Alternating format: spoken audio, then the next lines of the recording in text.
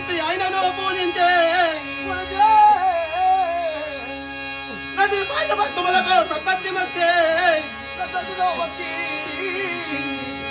గనిగొని భక్తం ఇదిగో లెండే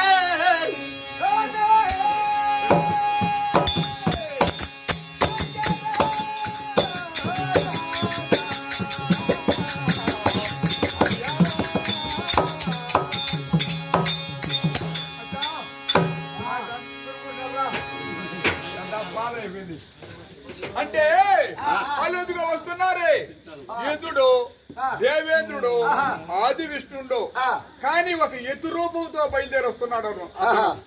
సూర్యుడికైనా వచ్చి ఉండొచ్చు, చంద్రుడికైనా వచ్చి ఉండొచ్చు.